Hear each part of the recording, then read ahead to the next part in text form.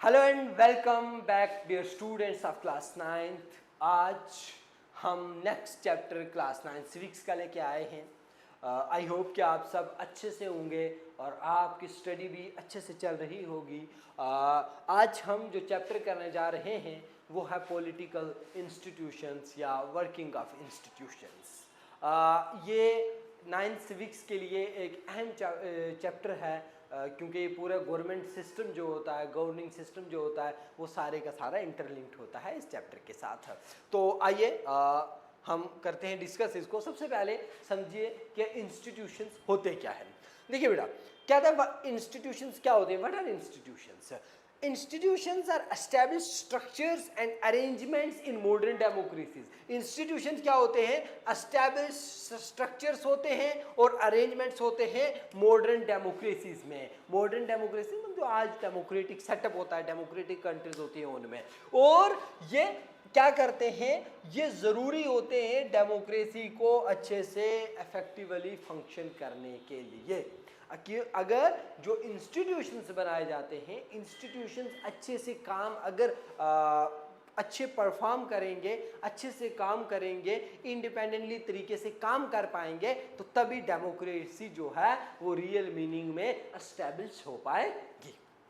फिर ये इंश्योर करते हैं रूल्स और प्रोसीजर्स जो भी हैं उनको फॉलो करते हैं। तो इंस्टीट्यूशंस फॉर एग्जांपल हमारे पास लेजिस्लेटिव है, हमारे पास एग्जीक्यूटिव है, हमारे पास जुडिशरी है, तो इनके अपने अपने काम हैं, अपने अपने फंक्शंस हैं। तो अपने अपने फंक्शंस प्रॉपरली अच्छे तरीके से परफॉर्म करते हैं, और जो भी बिल्स लॉज हैं उनकी ये इंस्टीट्यूशंस भी और फिर पब्लिक भी रिस्पेक्ट करती है। फिर आता है हमारे पास कि डिसीजन मेकिंग सिस्टम। अब क्या है कि इंडिया में जो डिसीजन है, डिसीजंस को कैसे डिसीजंस जो है वो लिए जाते हैं। अब कहते हैं हाईएस्ट फॉर्मल अथॉरिटी इंडिया में प्रेसिडेंट क्या, who is the head of the state. अब मैंने क्या पहले आपको बताया था, हमारे पास होता है एक हेड ऑफ द स्टेट, दूसरा head of the government. Head of the government जो है ना वो कौन होता है हमारे पास? पीएम। और head of the state president. ठीक है। अब क्या है हमारे पास? अब हेड ऑफ द स्टेट हमारे पास कौन है? प्रेसिडेंट। हाईएस्ट फॉर्मल अथॉरिटी जो है इंडिया में वो प्रेसिडेंट की है, जो कि हेड ऑफ द स्टेट है। दूसरा, head of the government who takes most of the decisions in the cabinet meeting is the prime minister. अब हेड ऑफ द गवर्नमेंट कौन है हमारे पास? Prime minister. कौन? Prime minister. और जितने भी डिसीजंस हैं, ज्यादातर जो भी डिसीजंस होते हैं वो प्राइम मिनिस्टर और कैबिनेट के द्वारा लिए जाते हैं। कैबिनेट में जिसमें इंपॉर्टेंट मिनिस्टर्स होते हैं, तो वो मिलकर और प्राइम मिनिस्टर मिलकर जो मेन डिसीजन है कंट्री के लिए वो लेते हैं। फिर president in two houses, Lok Sabha Rajya Sabha, constitute the parliament. अब पार्लियामेंट क्या है? पार्लियामेंट में क्या है जी? Lok Sabha,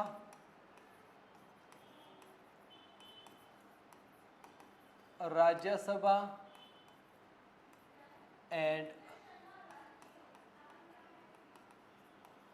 president. This whole constitute the parliament. मतलब ये तीन जो मेन ऑर्गन्स हैं, मेन बॉडीज हैं, ये पार्लियामेंट बनाते हैं। अब इस पार्लियामेंट की जो भी डिसीजंस लिए जाते हैं, जैसे बिल आता है, फिर वो इंट्रोड्यूस लोकसभा में, फिर डिबेट डिस्कशंस, और फिर राज्यसभा में, फिर प्रेसिडेंट के एसेंट है, तो वो पूरे का पूरा काम जो है वो किसका होता है? पार्लियामेंट का। तो जब हम वर्ड पार्लियामेंट नाम लेते हैं, हम कहते हैं ये डिसीजन, ये बिल जो है इसको पार्लियामेंट ने पास किया है। तो पार्लियामेंट का मतलब क्या हुआ कि उसमें लोकसभा, राज्यसभा और प्रेसिडेंट, हम इन तीन मेन बॉडीज की बात कर रहे होते हैं। फिर क्या आता है? अच्छा, ये हाउसेस के बारे में ना एक और चीज आप समझ लो।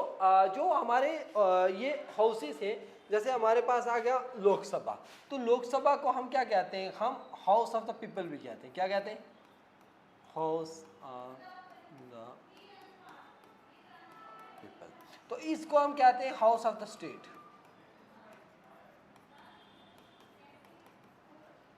ठीक है, और लोकसभा को हम क्या कहते हैं, लोअर हाउस। क्या, लोअर हाउस, और इसको अपर हाउस। ठीक है, तो इस तरीके से ये बॉडी जो है ये बनती है। फिर कहते जो पास memorandum the prime minister must have the support of a majority of Lok Sabha members. अब जो प्राइम मिनिस्टर है, तो अब प्राइम मिनिस्टर के लिए वोटिंग जो है वो डायरेक्टली कहाँ होती है, लोकसभा में। तो ये कहता है मेमोरेंडम पास करने के लिए हमें क्या, जो अब मेजॉरिटी जो है वो लोकसभा की। तो अब जैसे मैंने आपको बताया बिल होता है ना,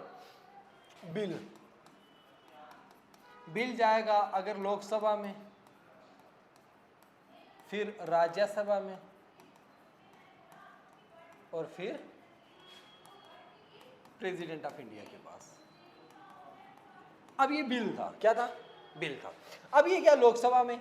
अब यहाँ पे क्या होगा, डिबेट होगा, इंट्रोड्यूस किया जाएगा, सबसे पहले मिनिस्टर के द्वारा बताया जाएगा इस बिल में ये चीज़ें हैं, फिर एक एक कॉपी जो है उसकी उस जितने भी मेंबर्स होंगे लोकसभा के उन सबको दी जाएगी। फिर क्या होगा, फिर यहाँ से अगर ये पास हो गया तो वोटिंग होगी और उसके बाद जो जाएगा राज्यसभा में। अब राज्यसभा में फिर इसके ऊपर वो प्रोसीजर चलेगा, बताया जाएगा राज्यसभा के मेंबर्स को, फिर उन पे वो डिबेट करेंगे, फिर सारे पास होगा अगर तो फिर जाएगा प्रेसिडेंट के पास। अब प्रेसिडेंट क्या है, प्रेसिडेंट देता है, उसको कहते हैं एसेंट। क्या, एसेंट देता है। तो अगर प्रेसिडेंट ने एसेंट दे दी तो ये बिल क्या बना, ये बिल नहीं रहा, ये एक्ट बन गया, ये लॉ बन गया। तो अब एक्ट बनने के लिए क्या क्या प्रोसीजर्स क्या क्या है, इंट्रोड्यूस करना लोकसभा में, डिबेट वोटिंग करना, फिर राज्यसभा में इंट्रोड्यूस करके डिबेट वोटिंग करना, और फिर प्रेसिडेंट ऑफ इंडिया के पास ले जाना। ठीक है, फिर ये कहते हैं कि in India the passing of the office memorandum became an issue of the hot debate. Some felt that it would deny equality of opportunity to those people who did not belong to backward communities, whereas other felt that it would give a fair opportunities to community who government employment. अब देखो कहते हैं कि ये इसमें ना एक मैं आपको पढ़ाऊंगा नेक्स्ट लेक्चर में, वो ऑफिस मेमोरेंडम एक मैं पढ़ाऊंगा आपको, जिसमें मंडल कमीशन पढ़ाऊंगा। तो मंडल कमीशन में उसमें रिजर्वेशन के ऊपर काफ़ी अच्छे से बताया गया है कि किस तरीके से जो है वो बिल पास किया गया था। ठीक है, अब 1922 में सुप्रीम कोर्ट रिजॉल्व करता है केस को, और हियरिंग में कहता है Indira Swami and others versus Union of India में कि order was the declared valid by the court and thus the policy was forward thereafter. ये सारे का सारा जो है ना ये वाला मैं आपको इसके साथ करवाऊंगा क्या कवर, इसके साथ में आपको मंडल कमीशन कवर करवाऊंगा, मंडल कमीशन। ठीक है, फिर अब इसमें क्या था कि मेमोरेंडम पास करने के लिए प्राइम मिनिस्टर को सपोर्ट चाहिए, किसमें, मेजॉरिटी लोकसभा में। इंडिया में पास करने के लिए ऑफिस मेमोरेंडम और एक इशू जो है ये हॉट मतलब डिबेट बन गया, जिसमें कुछ लोगों का द्वारा ये मानना था कि इक्वालिटी डिनाई करता है, इक्वालिटी ऑफ अपॉर्चुनिटी उन लोगों को जो किसी भी बैकवर्ड कम्युनिटी से नहीं है। दूसरे कुछ लोगों का ये था कि ये क्या करता है, फेयर अपॉर्चुनिटीज देता है उन लोगों को जिनका अब गवर्नमेंट एम्प्लॉयज में या उनमें जो बैकवर्ड कम्युनिटीज से है, यानी unprivileged section of the society से है। ठीक है, फिर 1922 में सुप्रीम कोर्ट ऑफ इंडिया ने रिजॉल्व किया इस केस को, और जो Indira Swami and others versus Union of India के बीच में था, और इसमें कहा कि क्या कहा कि this order was the declared valid of the court and thus the policy was followed thereafter, कि ये ऑर्डर जो है ये कोर्ट के द्वारा वैलिड ठहराया गया और ये पॉलिसी इसके बाद चलेगी। ठीक है, फर्दर इसको डिक्लेयर और ज़्यादा अच्छे समझने के लिए हम नेक्स्ट में मंडल कमीशन भी पढ़ेंगे और ज़्यादा आपको अच्छे से समझ आ पाएगी। ठीक है, फिर हमारे पास है कि डिसीजन मेकर्स में to houses of the parliament. अब क्या है, अब हमारे पास मोस्ट लार्ज कंट्रीज जो है वो डिवाइड करती है रोल्स एंड पावर्स को पार्लियामेंट में टू हाउसेस में। अब one house is usually directly elected by the people. अब हमारे पास एक हाउस जो directly elected by the people है, कौन सा है वो,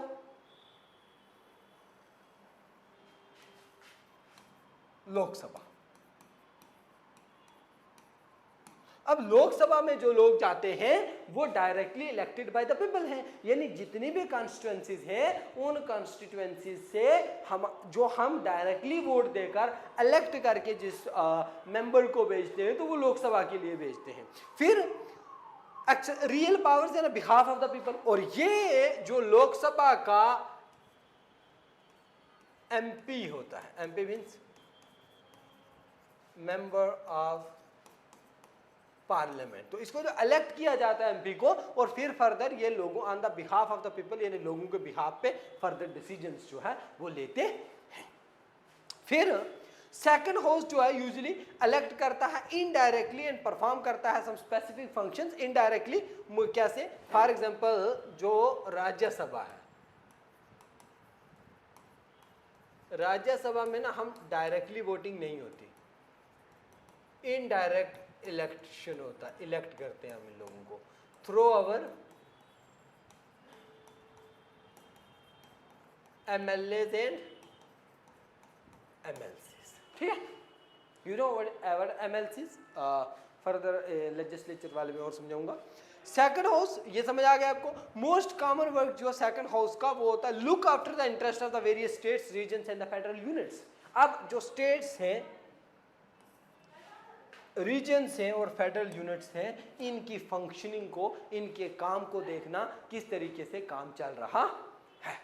ठीक है, अब हमारे पास जो नेक्स्ट आता है वो है parliament consist of the two houses. अब देखो ये मैंने बताया आपको, the council of the state Rajya Sabha और house of the people Lok Sabha. अब प्रेसिडेंट ऑफ इंडिया पार्ट है पार्लियामेंट का, they are not a member of either house, यानी प्रेसिडेंट ऑफ इंडिया मतलब ऑल लॉज, जितने भी लॉज हैं रिसीविंग द एसेंट ऑफ, जितने भी लॉज हैं वो कब बनाए जाएंगे? वो जब प्रेसिडेंट की एसेंट होगी तभी बनाए जाएंगे। मैंने आपको बताया कि बिल है लोकसभा में, फिर राज्यसभा में, फिर उसके बाद जब प्रेसिडेंट एसेंट दे देगा तो तभी उस बिल को लॉ बनाया जाएगा।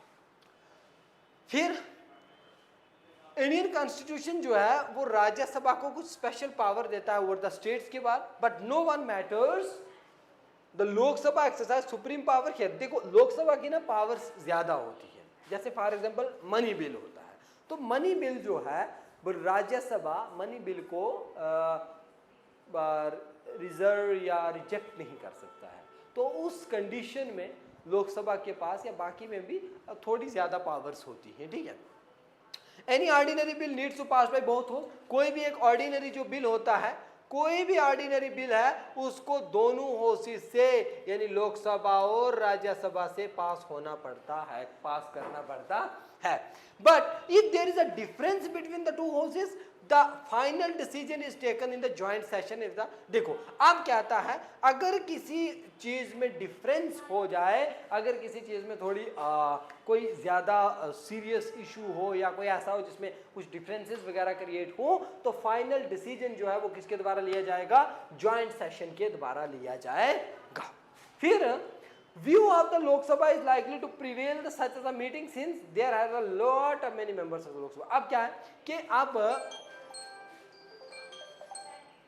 अब क्या है कि in the view of the Lok Sabha is likely to prevail in such a meeting since there was a lot of many members of the Lok Sabha, क्योंकि अब जितने भी डिसीजंस होते हैं उन सब में लोकसभा की पावर जो है वो राज्यसभा से थोड़ी बढ़कर होती है, तो अब लोकसभा अपनी पावर्स का उसके अकॉर्डिंगली यूज जो है वो करता है। ठीक है, फिर आता है Lok Sabha exercise more powers in money matters. मैंने आपको बताया मनी के जो बिल्स होते हैं, मनी रिलेटेड बिल्स, उनमें लोकसभा की ज़्यादा पावर्स होती है, और लोकसभा कंट्रोल करता है काउंसिल ऑफ मिनिस्टर्स को। The council of ministers like अलग अलग पोर्टफोलियोज के, education minister, health minister, finance minister, तो उन सबको यहाँ से कंट्रोल करा जाता है। ठीक है, आई होप ये आपको अच्छे से समझ आ गया होगा, एंड इसको आपने अच्छे से रिवाइज करना है, इसको अच्छे से पढ़ना है। फर्दर फॉर मोर क्लैरिफिकेशन या मोर अंडरस्टैंडिंग आप एनसीईआरटी को भी कंसल्ट कर सकते हो, बट ये लेक्चर सुनने के बाद हमारे टेलीग्राम से इसका आप पीडीएफ जो है वो भी डाउनलोड कर सकते हो। आप इसी तरीके से पढ़ते रहिएगा, मेहनत करते रहिएगा। Thank you.